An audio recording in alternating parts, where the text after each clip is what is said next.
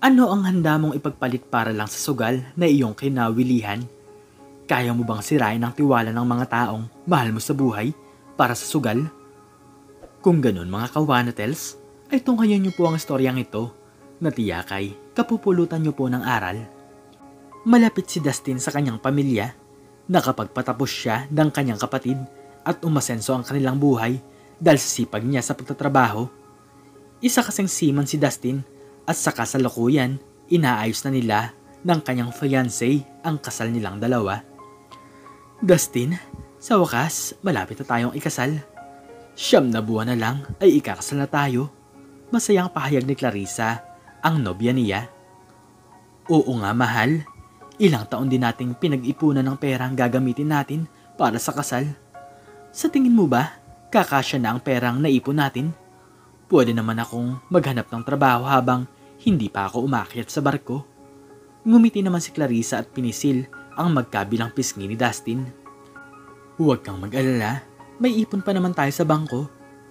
Kaya ko nga sa'yo pinahawak para ikaw ang magtabi. Sa ating dalawa kasi, ikaw ang masinop. Papuri ni Clarissa sa nobyo. Malaki ang tiwala ni Clarissa kay Dustin, lalo na pagdating sa pera. Alam niya kasing hindi ito gagalawin ni Dustin, lalo na pinag-ipunan nila iyon para sa kanilang kasal. Ngumiti na lamang si Dustin at tumangatongo sa nobya.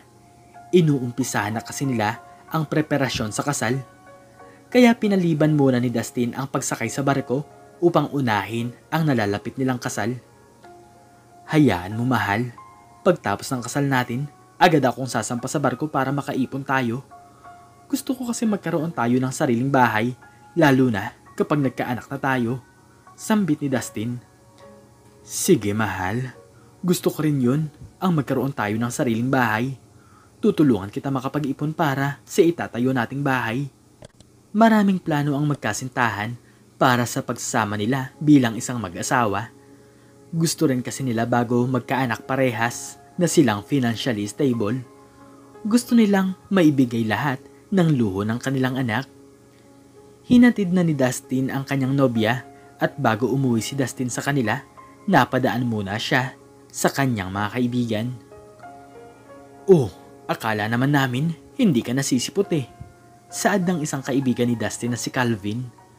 Nakipag-high five si Dustin sa mga kaibigan niya at kunot noong tiningnan niya ang mga ginagawa ng kaibigan dahil tutok na tutok sila sa bawat cellphone nila.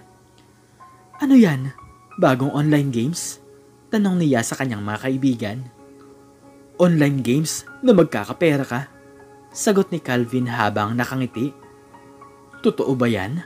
Baka naman scam yan Usisa ni Dustin. Lumapit naman ang isa pa niyang kaibigan sa kanya na si Andre at inakbayan siya. Pare, totoo to. Sa tingin mo ba kung scam to? Pag-aaksayahan nila ng oras ang larong yan? Malaki nga ang napapanalunan ng mga yan sa online casino Sabi ni Andre. Nako, sa sugal, swertehan lang dyan. Hindi mo naman masasabi ang pagkapanalo mo. Basta ako, pas ako dyan. Turan agad ni Dustin. Subukan mo muna kasi Dustin. Sinasabi ko sa'yo, hindi ka magsisisi. Panghihikayat ni Andre. Umiling lamang si Dustin at napatingin pa siya sa iba niyang kaibigan na itim na ang mga ilalim ng mata at halatang puyat dahil sa pagsusugal. Ilang beses pa hinikayat si Dustin ng mga kaibigan niya at tinatanggihan lamang ito ni Dustin. Kaya pala siya pinapunta ng kanyang mga kaibigan para yayain lamang siya maglaro ng online casino. Mahal, ano, sa tingin mo ba? Pwede na ba itong place na to para sa magiging venue ng reception? Tanong ni Clarissa. Oo, sa tingin ko, pwede na yan. Sagot ni Dustin. Kumunot naman ang noo ni Clarissa habang nakatingin kay Dustin. May problema ka ba? Problema? Wala naman. Kanina pa malalim yang iniisip mo. Kanina pa kita hindi makausap ng matino. Ano bang nasa isip mo? Panguusisa ni Clarissa. Ngumiti naman si Dustin habang umiiling kay Clarissa. Wala, medyo antok lang. Tura ni Dustin. Napuyat kasi si Dustin sa paglalaro ng online casino. Sinubukan niya kasing laruin iyon at sa isip niya, wala namang masamang subukan. Nandito ka, Dustin. Anong masamang hangin ang nagdala sa'yo dito? Tanong ni Calvin. Wala naman. Nandito ako para makisama sa inyo sa paglalaro. Uy, sabi ko sa inyo eh.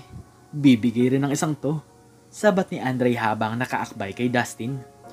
Naengganyo na nga si Dustin maglaro ng online casino kasama ang mga kaibigan niya. Tinuruan pa siya ng mga kaibigan niya paano laruin ang ibang games sa online casino. Wala namang mapaglagyan ng saya ni Dustin sa tuwing nananalo siya sa online casino. Kaya sa tuwing uuwi siya sa bahay nila, lagi siyang may dalang pasalubong o kaya naman sa tuwing lumalabas sila ni Clarissa, laging siya ang taya. Mahal, parang napapadalas ang paglabas natin, lalo na sa pagkain sa mga ganitong mamahaling restaurant. Huwag kang mag-alala, mahal. Kahit saan mo gusto pumunta, pwede na natin niyang puntahan, saad ni Dustin. Bakit mukhang mapera ka ngayon ha? May nahanap ka na bang trabaho? Tanong ni Clarissa. Mukhang ganun na nga, sagot ni Dustin. Binaba ni Clarissa ang hawak niyang kutsara at tindor habang tinititigan si Dustin.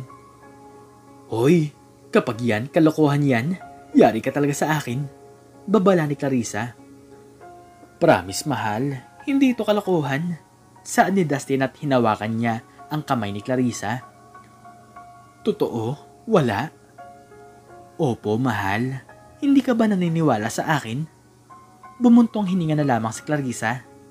Sa bagay, alam ko namang hindi ka gagawa ng mga bagay na ikakasama ng loob ko, di ba? Tumango ng 3 beses si Dustin kay Clarissa. Ngumiti na lamang din si Clarissa sa kanyang nobyo at ipinagpatuloy na nila ang kanilang pagkain. Pagkatapos nilang gumala sa labas, hinatid na ni Dustin ang kanyang nobya. Mag-ingat ka sa biyahe at umuwi ka na. Baka saan ka pa magpunta? Bili ni Clarissa. Yes po, ma'am. Masusunod po. Pabirong wika ni Dustin bago halikan si Clarissa sa pisngi. Hinintay muna ni Dustin makapasok sa loob si Clarissa bago niya paandarin ang kotse niya at dumiretso ulit si Dustin sa bahay ni Calvin kung saan sila natambay tuwing naglalaro ng online casino. Yun, nanalo ako. Masayang sambit ni Dustin at napatalon siya dahil sa sobrang tuwa. Buti ka pa, Dustin. Mukhang kinakapitan ka ng swerte ngayon ha. Naiiling na wika ni Paulo. Hayaan nyo, kapag nanalo ulit ako, babalatuhan ko kayo. Saad ni Dustin sa mga kaibigan niya. Binalatuhan nga ni Dustin ang mga kaibigan niya dahil sa sunod-sunod niyang pagkapanalo. Hanggang ang dating sinusubukan niya lang ay naging kinawilihan niya na. Marami ring nakalimutang mga importanteng gagawin si Dustin dahil sa pagkalulong niya sa sugal. Nasaan ka? Dustin naman.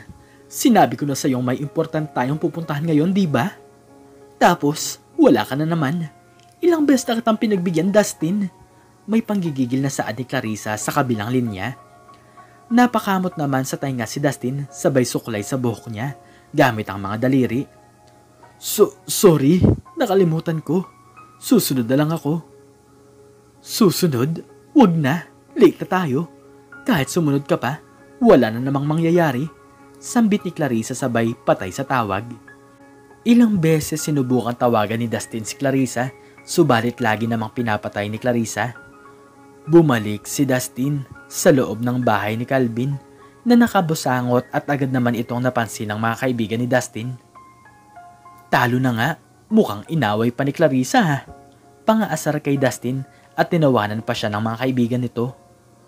Sumunod-sunod na nga ang pagkatalo ni Dustin.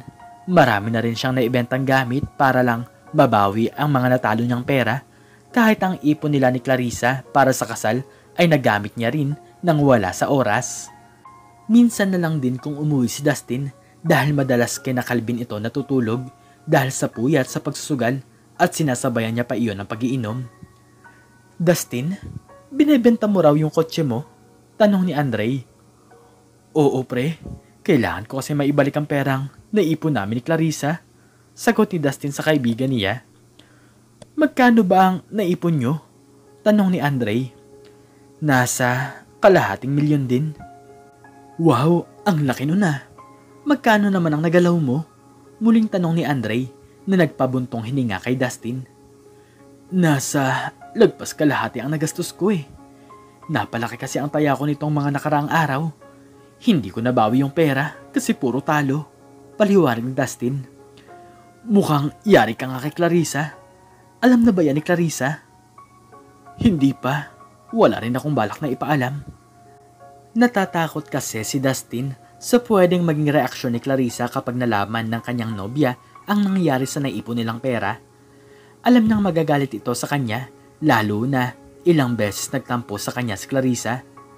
Naibenta na nga ni Dustin ang kotse niya sa tulong ng kaibigan niya si Andre, pero hindi pa rin iyon sumakto sa kailangan niyang pera para sa pandagdag sa naipon nila ni Clarissa. At sa huling pagkakataon muling sumugal si Dustin, ilang beses siyang nanalo sa mga taya niya hanggang sa itaya niya lahat ang perang hawak niya, pati ang ipon nila ni Clarissa. Ngunit nang hina si Dustin nung makita niyang walang natira sa kanya kahit na piso. Isang malakas na sampal ang dumapo kay Dustin galing kay Clarissa. Naisugal mo ang lahat ng perang naipon natin. Isang malakas na sigaw ang umalingaw-ngaw sa kwarto ni Dustin galing kay Clarissa. Napasapo si Clarissa sa kanyang bibig na para bang hindi siya naniniwala sa mga nalaman niya tungkol kay Dustin. Kung hindi pa ako titingin sa bank account, hindi ko pa malalaman, Dustin. Paano mo nagawa yun? Alam mong gagamitin natin ang perang yan para sa kasal. Nang gagaliiting saad ni Clarissa. Napalunok si Dustin at pinilit niyang hawakan ang mga kamay ni Clarissa, subalit tinapik lang iyon ni Clarissa. Huwag ka mag-alala. Pag-iipunan ko ang perang yun. Ako na ang bahala. Saad ni Dustin na nagpatawa kay Clarissa at masama niyang tinitigan si Dustin na para bang may pangiinsulto. Ikaw ang bahala. Talaga, Dustin? Ikaw ang bahala? 5 buwan na lang, ikakasal na tayo. Pero anong ginawa mo ha? Pinangsugal mo ang pera. Tapos sasabihin mo sa akin, pag-iipunan mo ang perang yun? Nag-iisip ka ba? Saan ka naman kukuha na ganoong kalaking pera? Huwag mo sabihin sa akin mangungutang ka o magsusugal ka na naman. Hindi. Maghahanap ako ng trabaho. Yung malaki ang sahod. Maniwala ka sa akin, gagawin ko ang lahat para maibalik ko ang perang nasugal ko. Pakiusap, Clarissa. Umiiling-iling si Clarissa na para bang hindi siya naniniwala kay Dustin. Hindi na. Kahit hindi na. Saad ni Clarissa na nagpakunot ng noo ni Dustin at habang si Clarissa ay unti-unting may dumadali na luha sa kanyang pisngi dahil sa pagiging pasya niya. I-cancel na lang natin ang kasal. Wala nang kasal na magaganap. Saad ni Clarissa na nagpagulat kay Dustin. Hindi ako papayag, mahal. Matagal na nating planong magpakasal, di ba? E di sana naisip mo yan bago ka magpakalulong sa sugal. Sana naisip mo na ikakasal tayo, na ang perang ginamit mo ay gagamitin natin sa kasal. Sana sa una pa lang yun ang naisip mo at tinatak mo sa kokote mo. Pero anong nangyari? Hindi mo man lang inisip ang mga pwedeng maging consequences ng mga ginawa mo. Tumatangis sa sambit ni Clarissa. Pero ngayon, Dustin, wala na. Huli na ang lahat. Break na tayo. Itigil na natin to. Ako na lang din ang magkakancel sa mga nakausap nating organizer.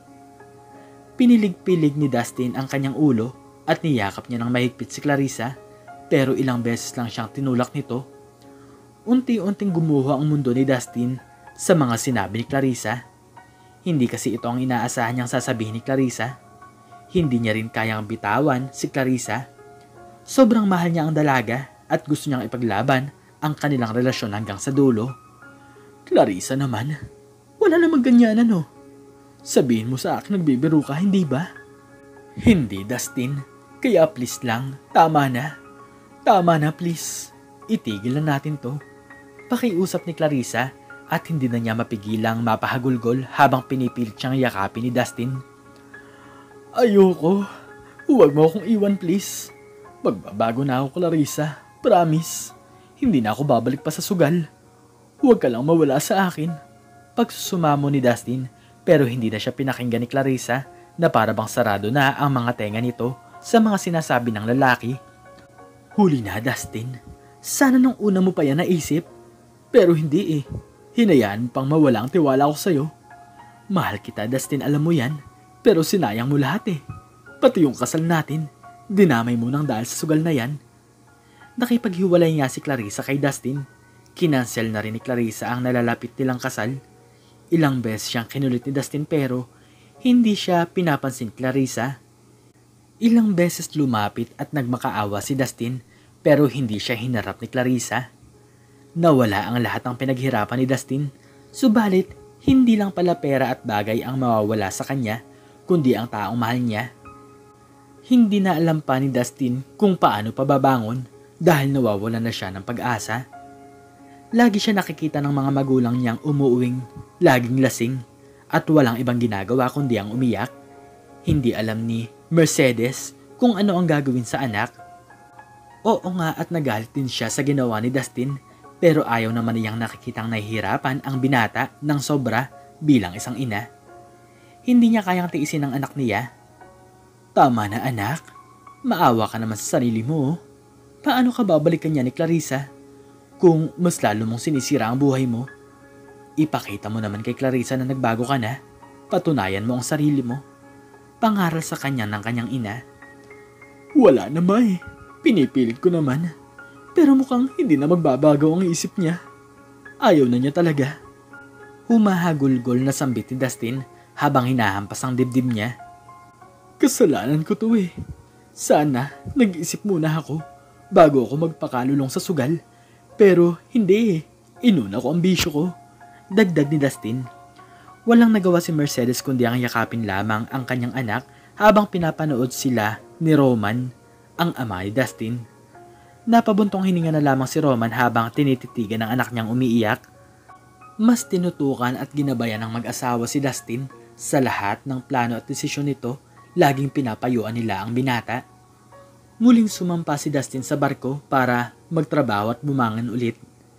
Hindi na rin niya kinulit si Clarissa sapagkat alam naman niya na hindi siya papansinin nito dahil sa mga kasalanan niya dito.